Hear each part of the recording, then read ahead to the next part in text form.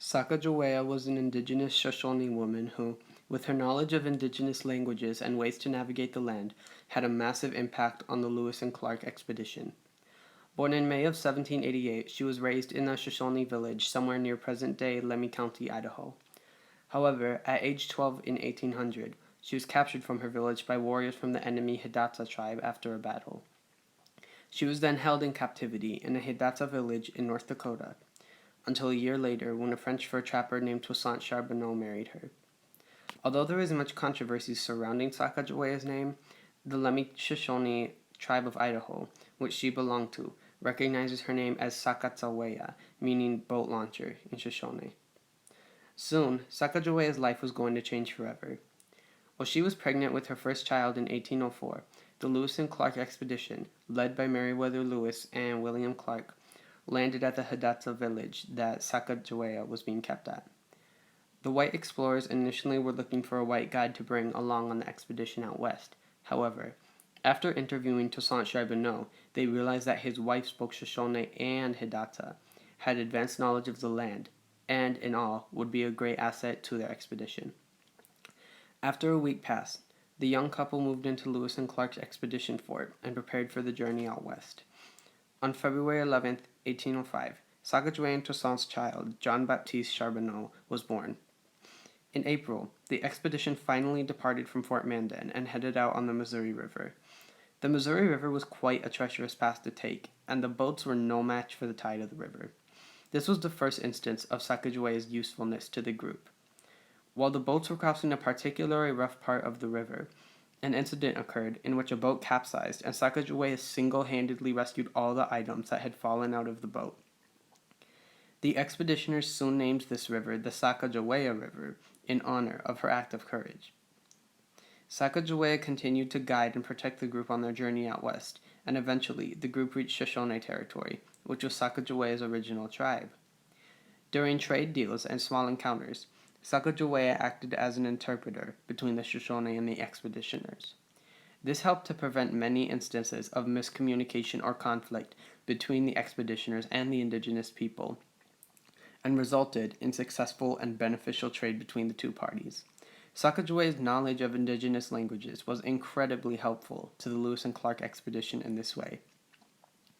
Surprisingly, during an encounter between a group of Shoshone people and the expeditioners, Sacajawea found her brother, Kamaya White, and a young girl who was captured at around the same time as Sacajawea.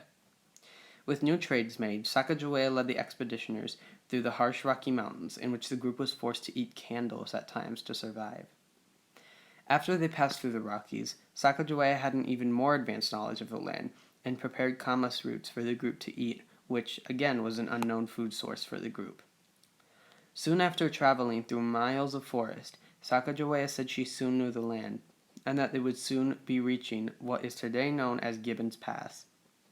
She then said that the best course of action would be to cross the Yellowstone River Basin, again demonstrating her advanced knowledge of the land, which the Lewis and Clark expedition would not have been successful without.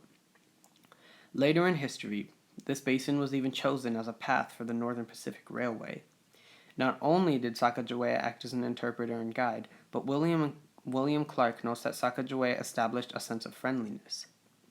The presence of an indigenous woman on their trip helped other tribes that they came across to treat the expedition with respect and reconciliation, instead of using violence against the group, whose abundance of white men was obviously seen as a threat by many indigenous people. Sacajawea gave birth to another child, Lizette Charbonneau, sometime after 1810. However, it is presumed that Lizette died soon after infantry, likely from disease. Unfortunately, her mother met a similar fate.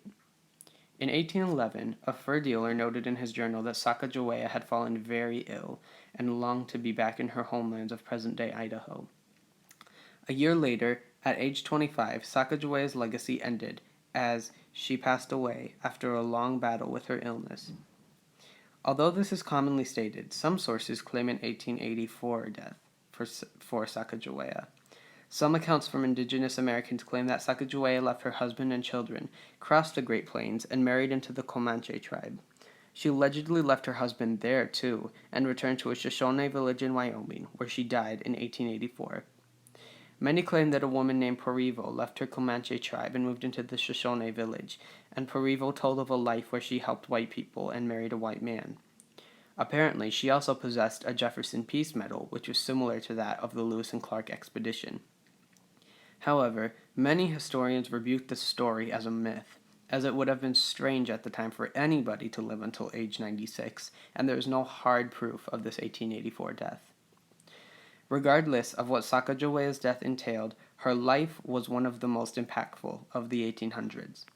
Not only was she the main reason for the success of the Lewis and Clark expedition, which cleared way for more settlement out west, her prominence as a woman, and especially as a woman of color, was notable for the time. Many feminism movements, such as the women's suffrage movement, cite her as one of the strongest women in American history and an inspiration for Indigenous women. Without Sacagawea, Lewis and Clark would not have survived the harsh winters or been able to communicate with indigenous tribes out west, which would have simply brought their expedition to a halt. Sacagawea is still prevalent in American society, living her legacy hundreds of years later through statues, literature references, movie references, and historical research into her life. Her face has even made it onto some prints of the US dollar coin. Sacagawea has become a household name, and goes to show that not all influential figures in history are rich white men.